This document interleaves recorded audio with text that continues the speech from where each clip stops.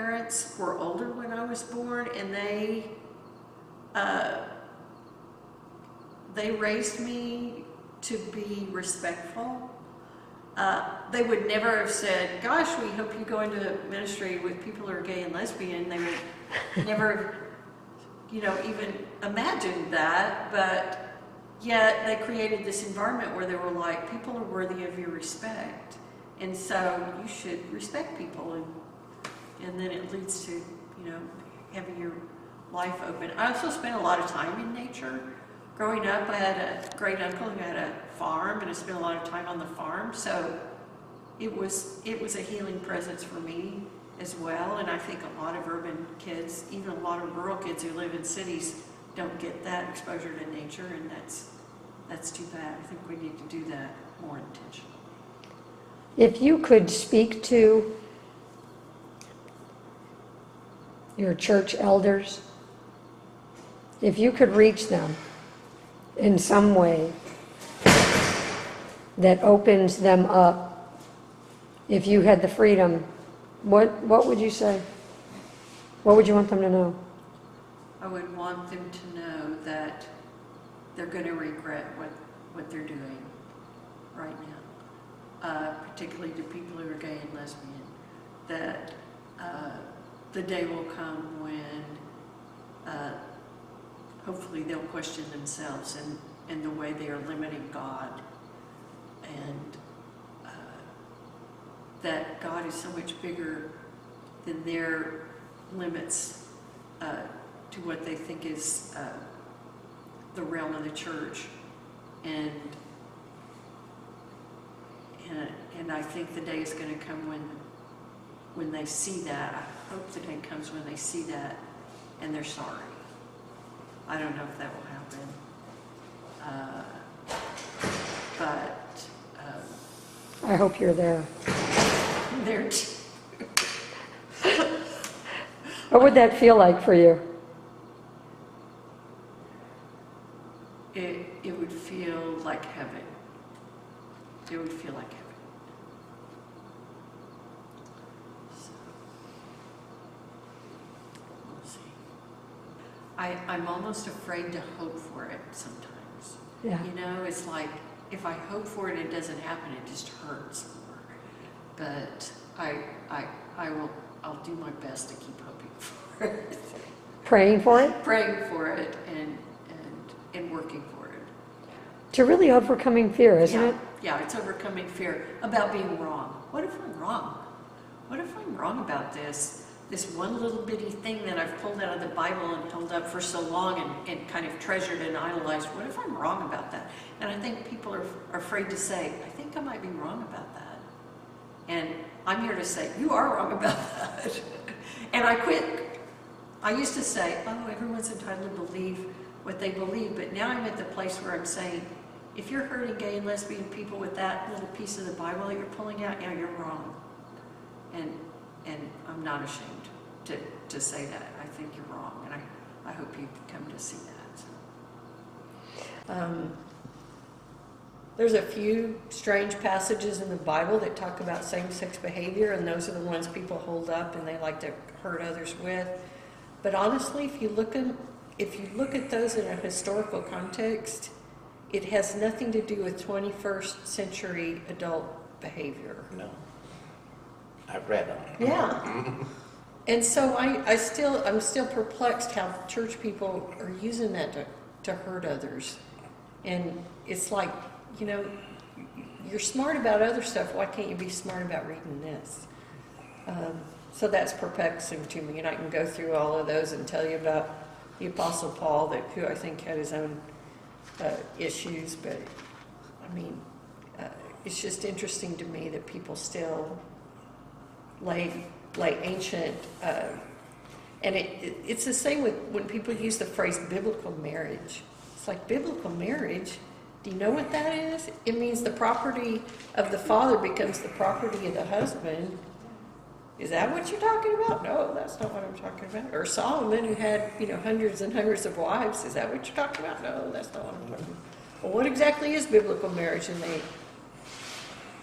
then they stop talking to you because They don't want to talk. They don't want you to talk about the Bible that way. But people of faith, sometimes they grow up hearing a certain message, and even if it's a message of exclusion and hate, and they just don't use their brain or their experience until it is their experience to change their minds. So a lot of people who grow up with those messages, it's just rote, remembering something that somebody told them that they're supposed to believe, and they're saying it back until they have an experience that's different, and they can change their minds and hearts about it. So I'm wondering if you feel comfortable. Feels like there's a vulnerability in the room, and I want to honor that. But I just realize how much harm the church has done in the name of God to people who are gay and lesbian. I just want you to know it's a sin, and it's a lie. Because the way I understand God, or the source of the universe, is it's got to be about love. And it's got to be about the one who created you. And why would you create someone and then say, you're going to hell? That doesn't make sense either. I created you exactly the way you are, and you're perfect, and you're full of love and light. So now go be that person. And then the humans come in and say, unless, then we put conditions on it. But I don't believe God puts conditions on love. Human beings are limited in a way where, we're kind of survivalists. We want to survive, but we put conditions on love because it helps us control. But the way it blows my mind is to think that the person who created, I said person, it's not a person, but the mystery that created the universe is so much bigger and able to love that it is love. And we can't even think that big. So we put it in nice little boxes that we can understand, but that leaves people outside the box. I'm wondering if anybody has an experience they're willing to share, or a story or a feeling that they'd be willing to share, and if you can share it, then we can honor it, and there's no pressure to do that. But I know that I've seen lots of people receive spam from the church, and it's spam that needs to be burned. Years ago, I was dating this woman, and I haven't gone to church in a long time, but I'm a spiritual person, and I believe in a higher power, and but I just don't find that church is my place to practice my spirituality. And she wanted to go to church, and I was like, okay, I'll go for you. I think it was Easter, and I'm like, I'll do that for you. And so she went online, and she was from California, and so she went online, looked up gay-friendly churches, right? And we ended up going to, I can't even remember what denomination, I think Presbyterian or something, but so it said on their website they were gay-friendly. So we went, and we were sitting there, and it was about the middle of the service, and she was sitting next to me, and she went like this and put her arm around me. And this woman sitting next to us had a look on her. I mean, she just looked at us and in such disgust. And we were so saddened by it, that, because, it said that they were gay friendly, and then yet here this woman is, and she just kind of took her arm off me because it was really uncomfortable, and I don't think after that point I heard anymore that was said. And actually the pastor gave a really good sermon and everything, and she wanted to stay and do fellowship because there was donuts or whatever, and I was just like, yeah, I don't want to stay here. I don't feel like I belong here, and I don't feel welcome here, and I just, wanted to go. And so, in my mind, I think any chance that that particular church had of getting me as a member of their community was ruined right in that moment. So that's just an experience that I've had recently. So you can talk and talk and talk and say I'm welcoming, but if it's not evident, By action. yeah. I was terrified when the United Methodist Church came up with a slogan that said, open minds, open hearts, open doors, because I knew there were churches that were going to put that out on their logo and that they were not going to be open. And yet people were going to go, oh, open minds, open hearts, open doors, I should go there, and then have an experience like you had. I had an experience, Jenny.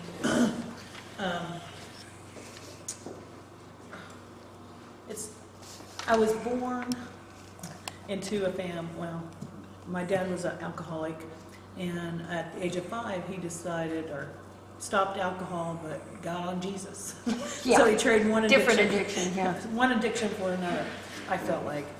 And so I was raised to be something I wasn't. And I was telling some people last night that, so now we're Christian, but we still have the same chaos. And me and my brother built up in this tree a platform, and we took a lot of nails and up there building it, and we kind of nested up there, as in this tree held us up. Yeah. And this was my first experience, probably when I had it, probably 9 or 10. First experience of joy that I can remember. And it was the tree, it was an elm tree, and you could, the breeze just kind of had its own language, and so we felt some motherly things, even though our original mother didn't do that for us. So as we lived through the church and raised like church preachers' kids, like you said, we heard a lot of scriptures, we went to revivals, we went here, we were raised to be something we weren't. And so when I started the transformation from starting to become my own self, I had 3 children and a husband, and I woke up one day and I'm like, this is not who I am. Yeah. And if I'm going to get out of this, I need to be my authentic self. And so it started a road for me to awaken myself, but God was always there. However, I know He loved me, but myself could not believe that I deserved that love. So it started just transforming as the years got, and I met Rhonda, and we started, we've been together 15 years. And so we invited my parents to our wedding in December, and we sent them an invitation. And my mom caught us at Thanksgiving and said, can I talk to you? I love you, I love Rhonda, but I can't come because, this is against everything I believe. Everything they had taught me, they're telling me. Right. It's one more time. You can't be this person. You were not raised this way. You were not da da da da da da da da da da da. So they didn't show up at my wedding. But what I keep telling myself that I'm going to give them a chance to change. Every time I can invite them somewhere, I invite them to Pride. I invite them to come to the kids' house or while we're having functions. I invite them to try over. Let's try this again. Yeah, you're still a concrete Christian in your own concrete little church with your own concrete Bible, but I'm going to give you chances after chances after chances. So that's my experience, is that I keep hitting that wall and I keep looking for it. However, the church has not been kind to me. And I appreciate your apology. That was really heartfelt. Thank you. Who hasn't invited you? That's the essence of grace, what I would call. I know grace is a churchy word, but grace is like to me who God is. God is unconditionally got the door open. And if you can do that, that means you get it.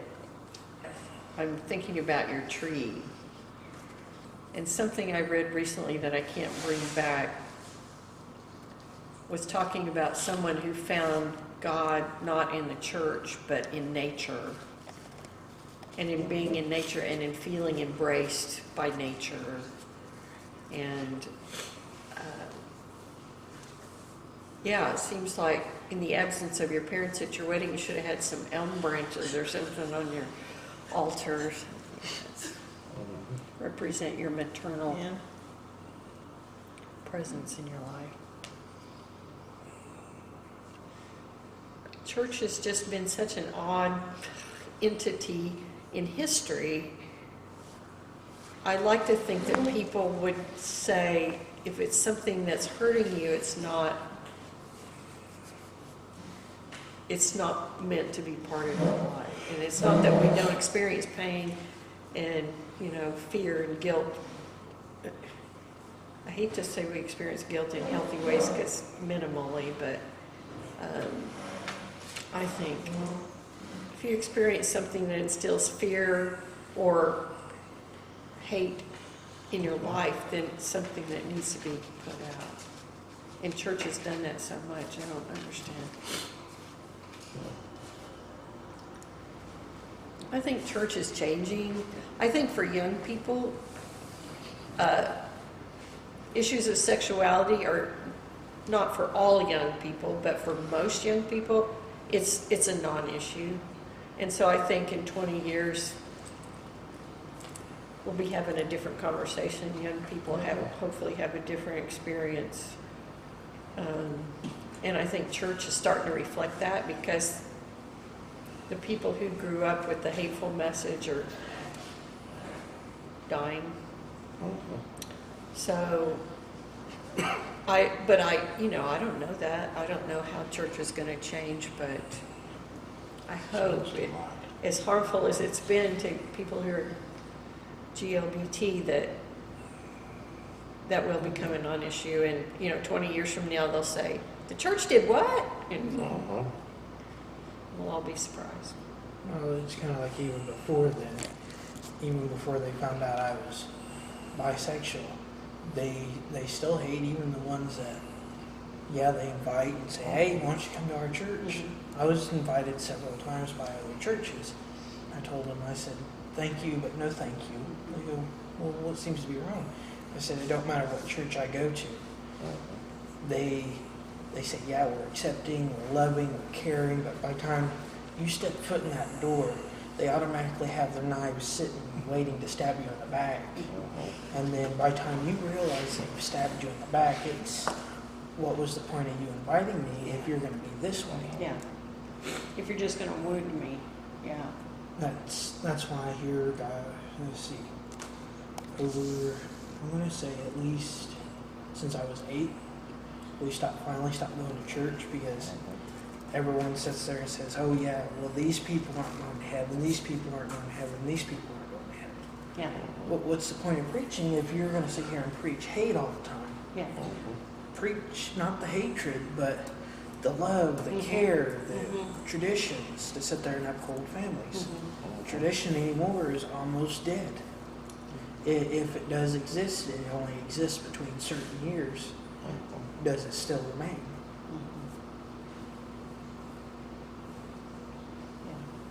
So I'm hoping soon, or if not in the future, the church will be more accepting and say, "Hey, one is one come all." And honor the gifts that everybody brings. Instead of saying, "Oh, you have to look like me and think like me and believe like me," but kind of honor the spectrum that people are on, no matter what that spectrum represents. Just honor it and say it brings color to our lives, instead of, "I don't understand it. It scares me because I don't understand it," but to say it's just going to make us all better. That's true. I think fear paralyzes us, things that we're afraid of, and we can miss out on a lot in life if we let our fear not push us past where we're comfortable. And I think the church represents that fear in a lot of ways. You know, well, that's what, see, I'm United Methodist and I'm from LA. Uh-huh. So you and I probably actually know a whole lot of the same people if you're Yeah. in Cherokee. I'm sure. You know, but ever since I've come out, the church is literally right across the street. But they invite me to service still, you know. Everybody that I've moved in, which for a long time, all my rental properties, I was giving preference to gay people, you know, and they all over there to see it, you know. So I haven't really had any trouble with the Methodist church, except I do have a free will Methodist pastor that I know that is not, definitely not friendly. It's always been Baptist, and what was strange to me, I was actually born again and saved in a Baptist church. And they were the first church that came out and attacked me after I came out. They were the first one, you know. They've since kind of retracted, but it's there, you know. And those are the ones, and my sister is Holiness Pentecostal, and we don't hardly speak, you know. But she uses that, you know. It's been 12 years since we had a real conversation, because she always throws up. You know what I mean? Yeah. I think for most humans, we crave community. We crave a place where we want to feel encouraged and supported. And the church has been that for some people. But I think if you go there seeking community and support and encouragement and inspiration, and you get harmed, then the church has just negated its whole purpose. And so you go other places to find community and encouragement and support. And hopefully you find it and you don't get desperate. I know that the suicide rate for gay teenagers, and if you think back on your own teenage years, God, it's hard to be a teenager. Yes. It's hard to start dating. It's hard to figure out who you're supposed to be, and everybody wants to know who you're going to be when you grow up, and you have to make a lot of decisions, and you have to deal with the reality of life as you begin to think concretely and abstractly. But it's also a time when the reality of the world can hit you so hard that you lose hope. And if whatever community, if you can be part of a community that loves you and trusts you, and that you love and trust and you feel safe in, then that might give you the hope to stay alive until you can get better. I mean, that whole It Gets Better project was like, it may be crap right now, but it gets better. Don't kill yourself when you're in the midst of the crap, because it's going to get better. And I'm sad that the church isn't that place for people. But if you can't find it in the church, if you can't find it in a circle of friends, go find it somewhere. And teenagers sometimes don't have the perseverance to know that and to keep seeking it, keep seeking it, keep seeking it till they find it. And they get desperate and they say, there's no hope in it. That's not right. And that's on the church.